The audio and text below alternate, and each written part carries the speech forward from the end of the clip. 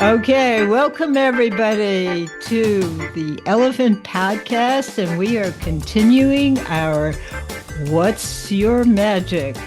Welcome, Christine. Hi, Io. I'm so ready for this conversation. I hope I'm so ready. I feel so ready for this conversation now.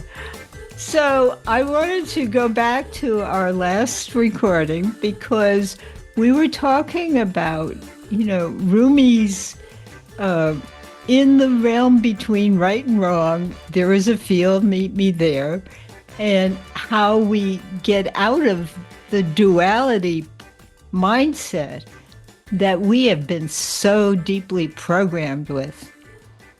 And we got ourselves into that situation where we were talking about survival of the fittest. And we were agreeing like it's wrong, it's a wrong. There we were doing exactly what we were talking about. So one of the things I thought about was we have these phrases that trigger reactions in people. Politically, it's like you're a fascist, you're a communist, or you're a, socialist, or you're a MAGA, or you're a right, or you're a left, or you're a blue, or you're a red. But does anybody really know what they're saying? I mean, if we say fittest, what exactly do we mean?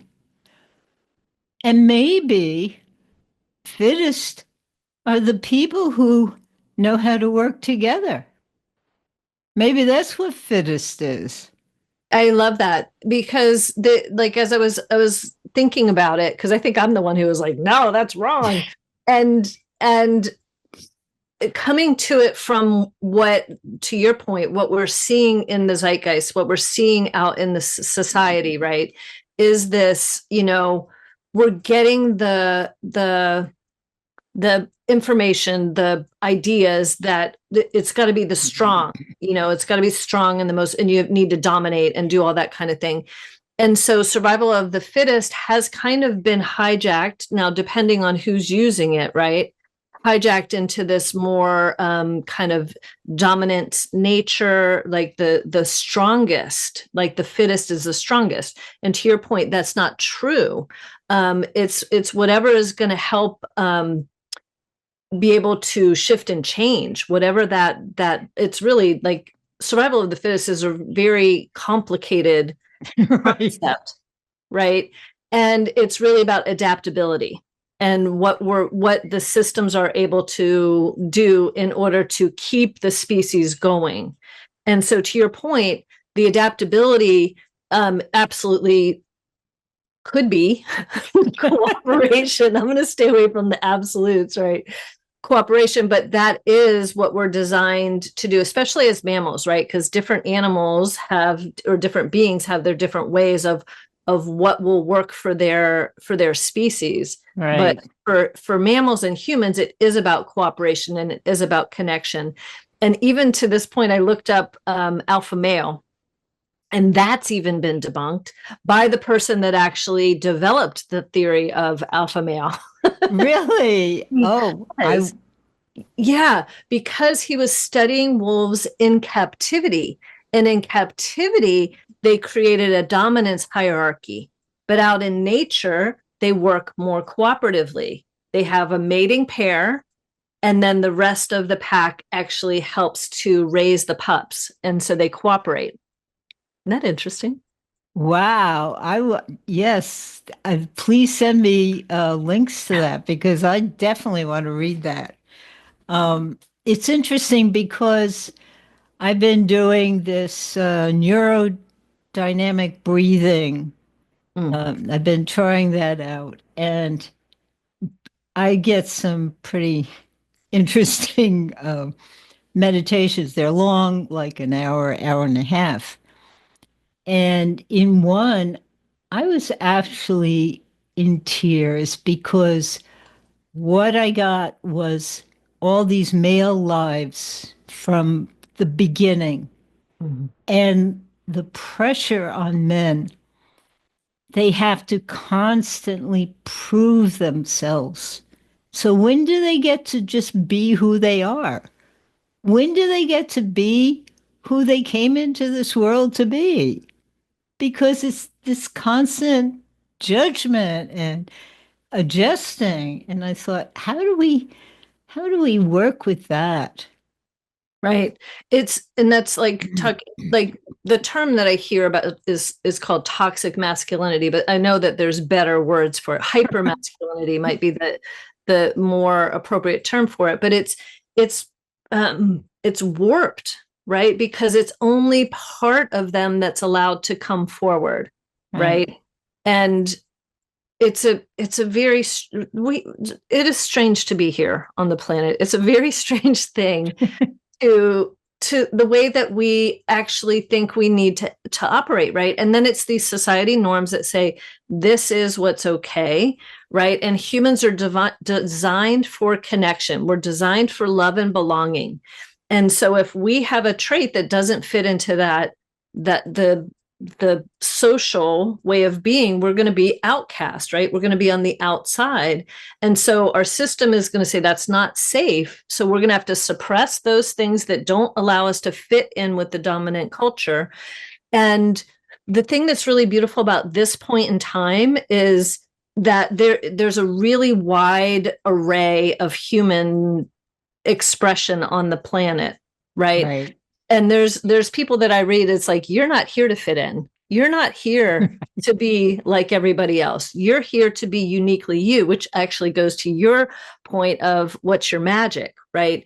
Because these conditions, and this is what a lot of ancient traditions are about, it are stripping away what's untrue, right? What's not us, and then allowing what's us to arise and actually be present. But it's the hardest thing. I think it's the hardest thing in the world to be who we truly are. Yeah. There's so much working against it. Incredible that we're still here. I, you know, I all think the about it. all the limitations we put on ourselves. It's like Yep.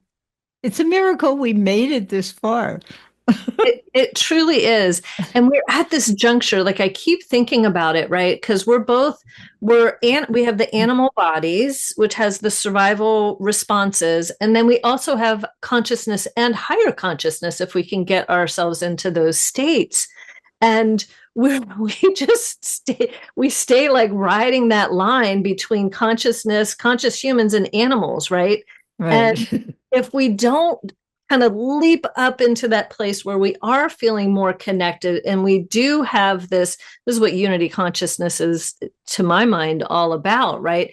Where we really understand we are all interconnected and interdependent, but if we are not seeing through the lens of that interconnected consciousness, or remember that we are connected to nature, then we may try to dominate it. We may get skewed into this warped way of thinking that, oh, the only way I can survive is to suppress everybody else and be at the top of Right.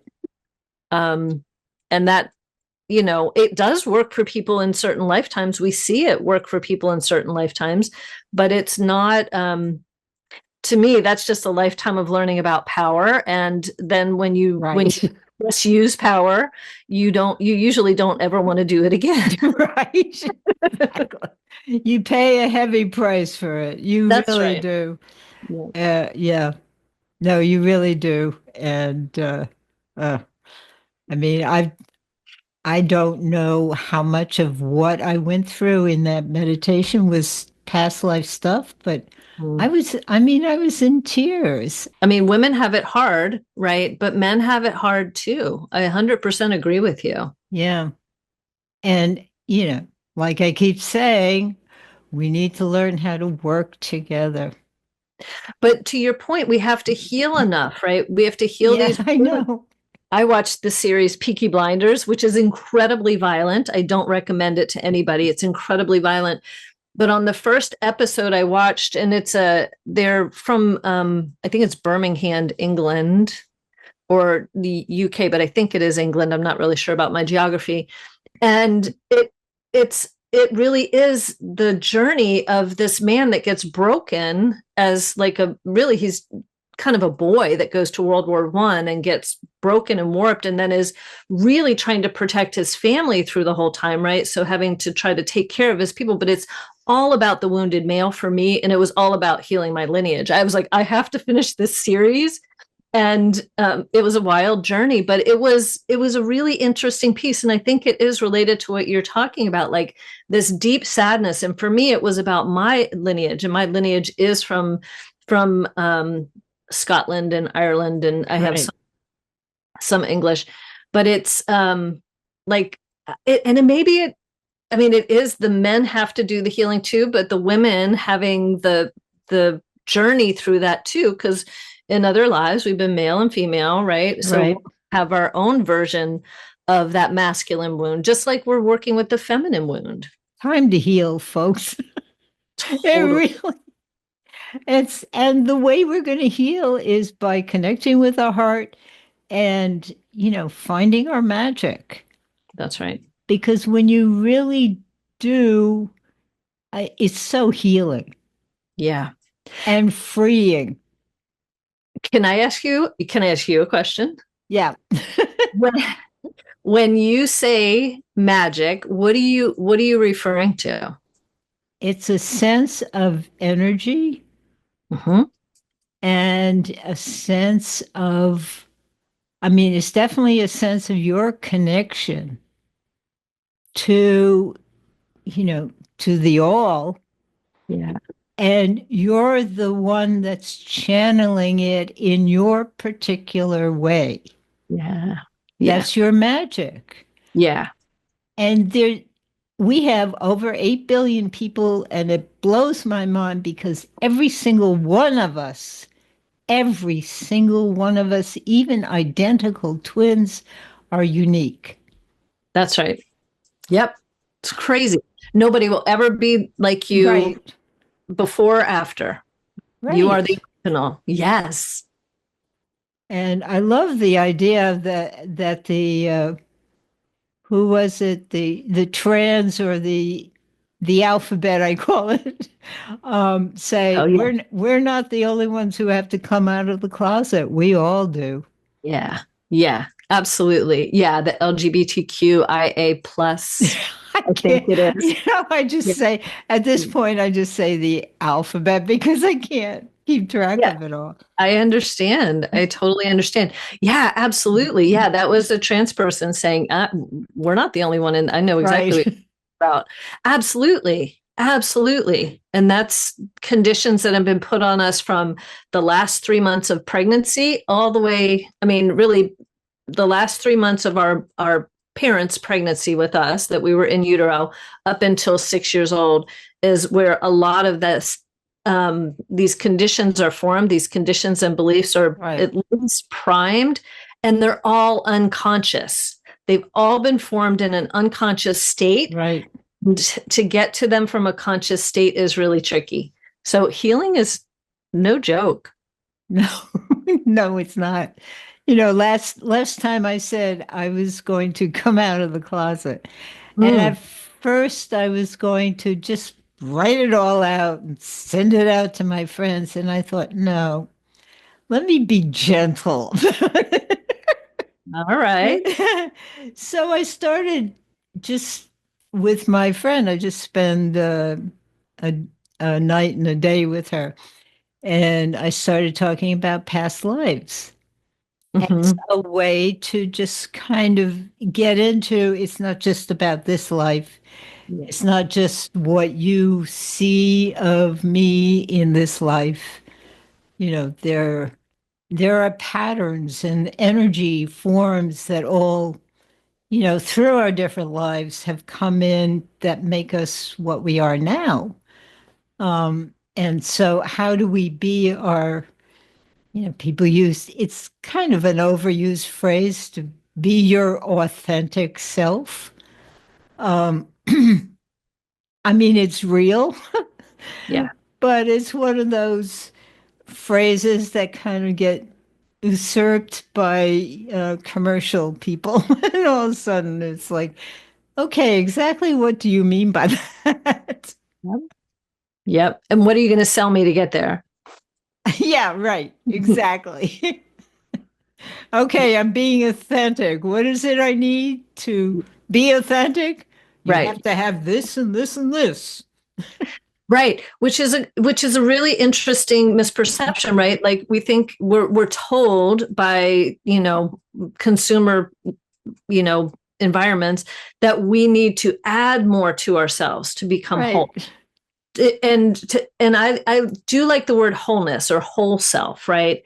And it's actually really tricky to be our whole self, but it's not adding to, we've already been adding to Right. stuff that's not true. So it's about taking away what's not true, and then we can find out what our authenticity is or our Right. self is. Yeah, Exactly. I love that. Yeah. But I figured I'd ease my friends in. How did it go? Did it go okay? Well, she was listening and she feels that there are past lives. Hmm. And I did say, I kind of am amused by some people who think they only have one past life, Right. which doesn't make sense. Either you have them or you don't have them, but why would it only be one? Unless you're meeting that person in their second incarnation, and then like that's an honor, like, oh, I get to impact this human's rest of existence. Right. Yeah. No, it's really interesting. But I would love to talk about the butterflies. Mm, okay, I'm here for it. I had one thing that I wanted, it might come back about coming out of the closet, but it might come back. I lost it. So anyway, Yeah, let's. no, please interrupt when it comes back. Okay. Okay. Yeah. Yeah, it's an interesting phenomenon, really. Hmm. When you reach that point where you say, okay, I'm done with trying to fit in. I'm done with trying to be what everybody expects me to be. Um, Folks, this is who I am. Take it or leave it. Right. Right. And you know it too. Okay, can I interrupt you just for a moment? Sure. Right. So that I think older generations, and I have some of this too, where I couldn't really, like, I'm kind of a WYSIWYG is way I call myself. It's like what you see is what you get. But I have been able to kind of compartmentalize that. So with these people, I can be like this. With these people, but I not a whole lot is underground. But I think kids that have come in after me, I'm in my 50s, right? And even so, I'll just say after Gen X, which might be millennials, like they don't have as much ability to hide, and they don't Right. have the astrology set up that keeps them more suppressed in their voice, in Right. bringing their voice to the world. But the way, part of the way, and this was what I had, I'm coming back to, part of the way to heal these feminine wounds is to actually find our voice, and is to actually come out of the closet, and is to actually risk ourselves by being who we truly are. Right. I mean, I when I was younger, I there were several times when I'm like, universe, can I just check out? Can I, what is all this stuff that I have to pretend I'm this or that? Can't I just be who I am? Um, but somehow I managed. You managed to do what I would call this almost the impossible, is to stay connected to yourself through your whole life from coming in early, right? Right. Like you were a forerunner in the energy of transformation here at this shifting period of time that we are in. And to be able to hold on to that, like, I'm amazed. I really am, because it couldn't have been easy. No, but I mean, for example, when I was born 2 weeks after my sister died. Wow. My father had just signed up in the Marine Corps. It's the middle of the World War II. By the time I was 2 months old, I was boarded out because Wow. my mother worked in a war factory for 6 days a week, 12 hours a day. So there wasn't that bonding that Yeah. you do with your mother. I was in three different families in the 2 years I was boarded out. So maybe that had something to do with it. I had these Yeah. different influences. And when I came home, my brother was already born and he had so many problems that the focus was on him. Mm. I really didn't get as much. I had a very difficult relationship with my mother, but I didn't get that intense programming. And right, that's the place. It's like we could call it the backwards gift, Right. perhaps, right?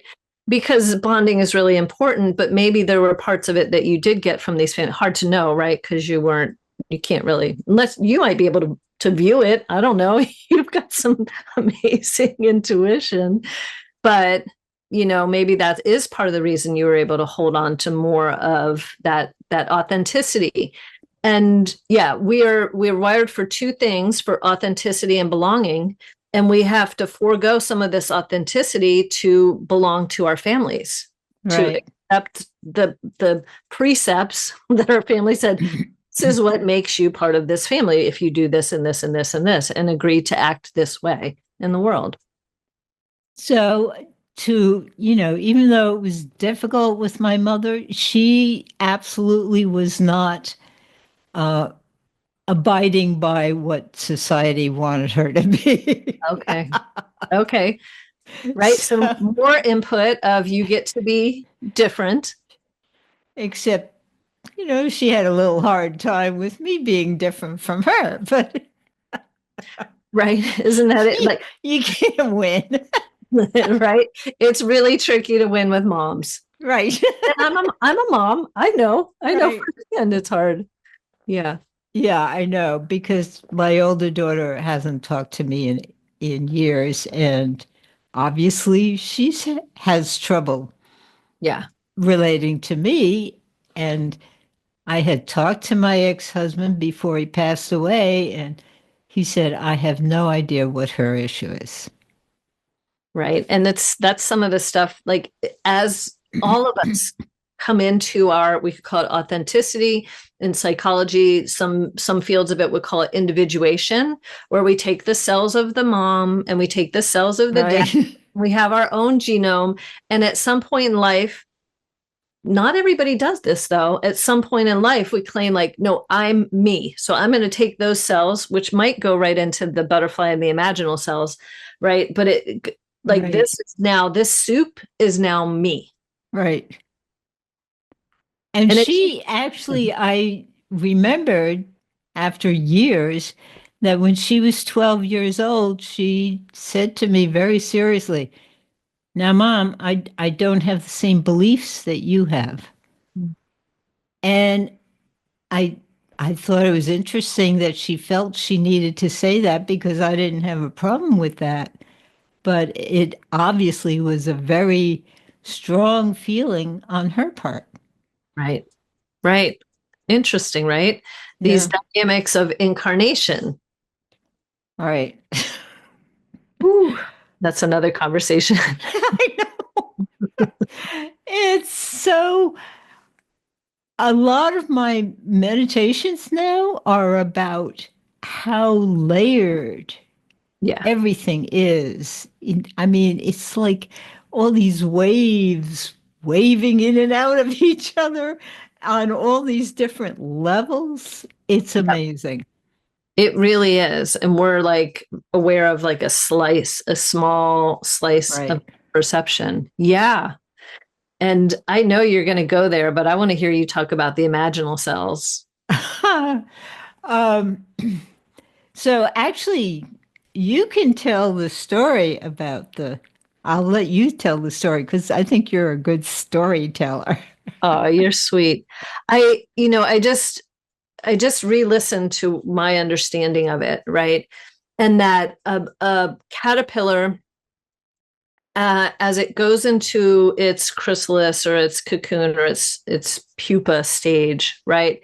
It actually does turn to goo, and there's imaginal cells. They're literally called imaginal cells. Scientists have called them imaginal cells that are, they have this blueprint to turn the caterpillar into the butterfly.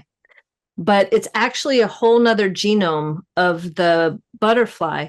And so the caterpillar's cells, its immune cells, start to fight against these imaginal cells, thinking this is not me.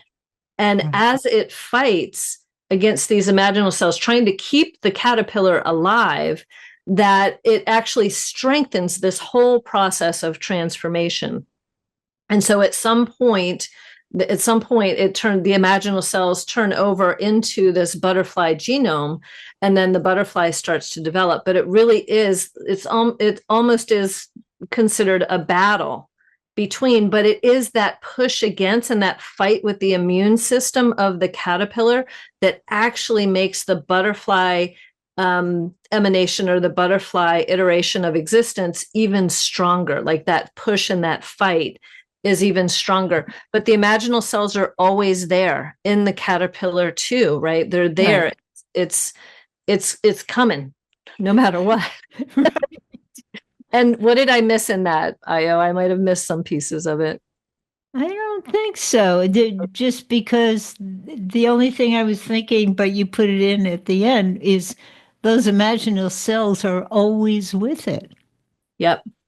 from birth onward, or I Yep. mean, even before birth, or what. Right, as energy before that, right. And I think, and that's one of the ways that it's been talked about, is that change is the only thing that's guaranteed. And right now we have one of the biggest shifts happening on the planet that has ever happened. And by some views, like, it's an honor to be here. Now we being here might consider it a little bit in Right. different language, but we're all getting that push, right? And that pressure. And as I was re-listening to this description this morning, I was thinking, like, oh, isn't that interesting? Like, it didn't occur to me, like, this big, especially in the US, this big push against, like, trying to keep things the old way, right? I'm like, Right. oh, maybe that's just making the consciousness evolution stronger in Right. the view of this caterpillar butterfly journey, which is really interesting to me. Yeah, and one of my favorite quotes, in fact, my daughter gave me a cup with it, was um, the caterpillar thought it was the end of the world just before it became a butterfly. Yeah, And that's where we're at. it is. It It's, is. it's scaring the hell out of people. It is. The only way that we're really going to make it through is to Right. be completely ourselves, to move through these hard times where it actually feels like we may be annihilated by doing that. Right. And, we may be annihilated by not doing it too. I think that's the bigger challenge, right? And Right.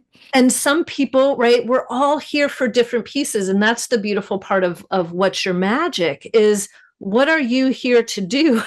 I have Right. so many violent metaphors. There's a scene from it's the Untouchables, and it's Sean Connery, and he's like getting ready to die, and he's like, "What are you prepared to do?"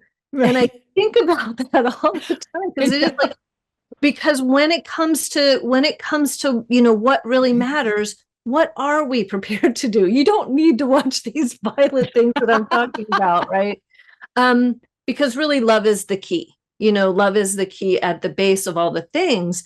But what are we prepared to do to, I mean, love for ourselves is being completely authentically who we are, which is incredibly challenging. And what are we prepared to do to really dream in? Because that's what the caterpillar is doing as it changes into the butterfly. It's all in this imaginal world, right? It's this liminal space, which is where we are. And then what are we going to bring to it? Because we all have those imaginal cells. We all have that magic that's ours to bring. And it really might be as simple as baking bread with love. Or for me, like watching, because we literally have milkweed for monarchs. And so we're watching the caterpillars and they eat everything. They eat everything. And like, like finding the beauty in that. Or it could be something bigger that people are writing or creating podcasts or doing the thing. But it's like, what is that thing that just makes your heart swell, that makes your heart sing? And I think the struggle is essential. I mean, as a writer, I'm getting back into my writing and, getting past the fear, putting myself out there, etc. But, a lot of, when you read all the stuff about, okay, what makes good writing, there's always got to be that struggle. It does. It does. Because otherwise it's like, so where's the story? Right. Right. And some kind of change, right? Something has to shift or change. Yeah. So, it's like, okay, so the protagonist is here. How is the protagonist changed by the end of the story? Yeah.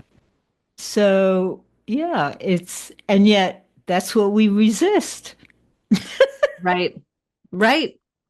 I'm just like, mm-hmm. So, that's the craziness of being a human being. It's, It's a wild ride. I mean, John Donahue, in one of his books, I think it's Anamkara, I think it's almost the first sentence says, "It's strange to be here." And I was like, I love you so much. Exactly. I'm just going to say, my friend was, bugging me, because I didn't watch The Piano. I never saw it. I kept telling it's intense. Huh? Yes. It's an intense movie, yeah. But there's a certain aspect of it is about being authentically yourself. Yeah. Yeah. And I was like, yeah, it's very intense. And the acting is amazing. I think it is the hardest thing to do. And it's much easier when we're with like-minded people. But those of us that are here for change have kind of been plopped into communities where it's not a whole lot right in our vicinity that can actually be like-minded with. Right. But there is, I mean, because that desire, that impulse for belonging is a very real biological impulse, right? So I love that your audience is starting to watch these videos, right? Because be you, right? We'll be here cheering you on. And that's right. Exactly. What we want for you. We want it for us, but we want it for you at least as much. So it's been wonderful, and we will continue this, and we will ask the audience, please, what is your magic? We want to know. I love it. Thank you so much. I always have so much energy when we finish. It's lovely to be with you. Yeah, it's wonderful because being able to connect on that level, we're really connecting on a heart level. So there's no fear. We can speak our minds, our hearts. Yeah. And thank you so much. It's been You're welcome. Yeah, I agree. Okay, I'll talk to you soon. Okay, take care. You too. Bye. Bye.